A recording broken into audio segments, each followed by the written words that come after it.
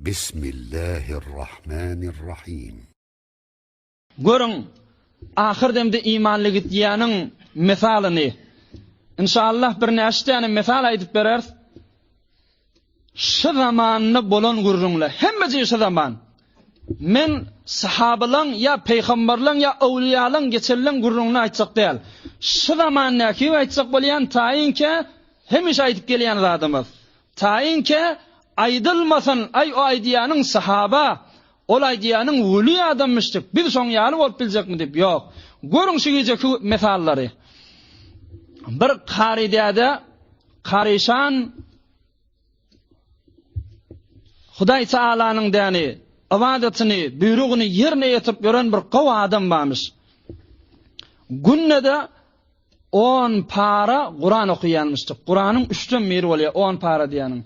Kur'an 30 para, 30 cüz. Her gün son 3'ten birini okuyanmıştık. Yani her 3 günden bir Kur'an'ı tokotyanmıştık. Başından ayağına. Biz näme diýäs? Aya, yılda bir Kur'an-ı Kerim'i çıkýasmy? Yılda näçe gedek çıkýas Kur'an-ı Kerim'i? Musulmanyň bir däne kitaby bar, o da Kur'an-ı Kerim. Bu gurruna uzak gitmäýli. Amma qaride adamy günde 10 para Kur'anyň 3'ten birini okuyanmışdyk. Goýmanjak, her gün okup geçsin ýalmışdyk. Bu qaridadan ahir wagty, ölüm wagtynda ölüm düşeginde ýaty. Hatta şu ölüm düşeginde yatanna da Kur'an-ı Kerim'ni koymaptır. Şu yatan yerine okuyup duran bolmaly. Qari hefseden adam da inni ahir günü dünyadan gitjek günü gelipdir. Ahir wagtda näme surany okuysa gowy? Sure Yasin'e yetipdir. Hudaý Taala kokdaýşy bilen şu günü Sure Yasin'e yetipdir. Bir tarafından okuyup barýar.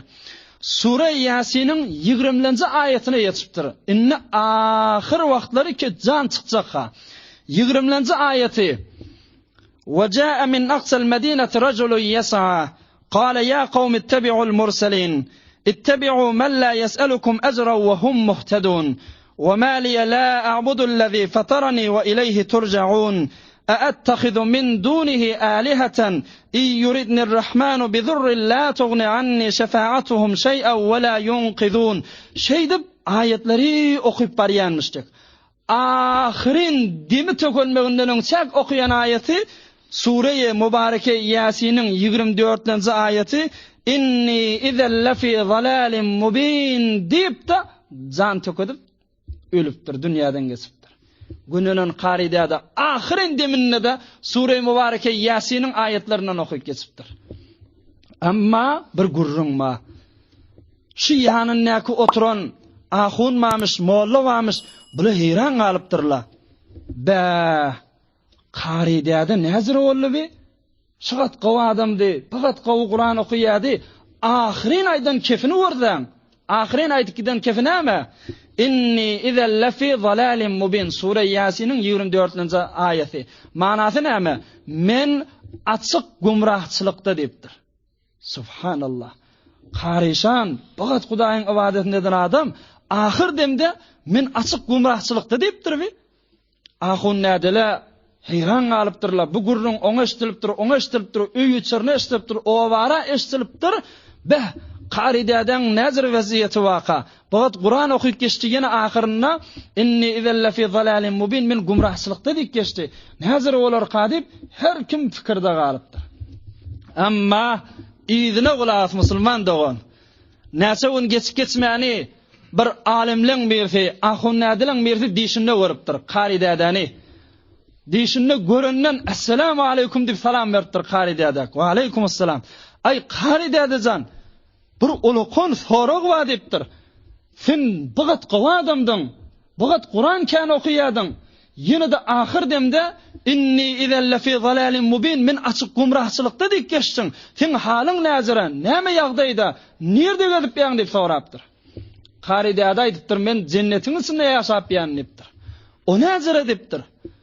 Qaridada näme diýipdir?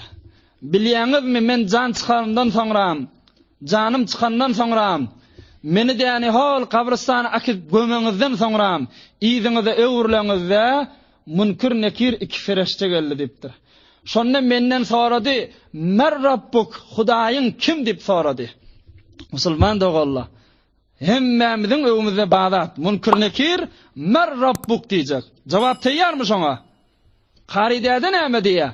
"Men Rabbuk" diýip sorandan men ýa-da Qur'an-ı Kerim'iň ýyzyny okuydum diýär. Sure Yasin, "Inni izen lefi zalalin mubin, inni amantu bi rabbikum fasma'un." Ey ferişteler, men sizin Hudaýyňyza iman getirdim diýdiği manasy. "Inni amantu bi rabbikum." Men sizin Hudaýyňyza iman getirýän diýdigi. Şu aýaň ýyzy aýaň kyn. O iki däne munkir nekir feriştede şu aýaň ýyzyny okuýdylar. "Qila dukhulil cenneh." Udkhulil cenneh. Ay qaridada bar gününin cennete giradi waytdy diýär. Men şu aýaň ýyzyny okuýdum diýär.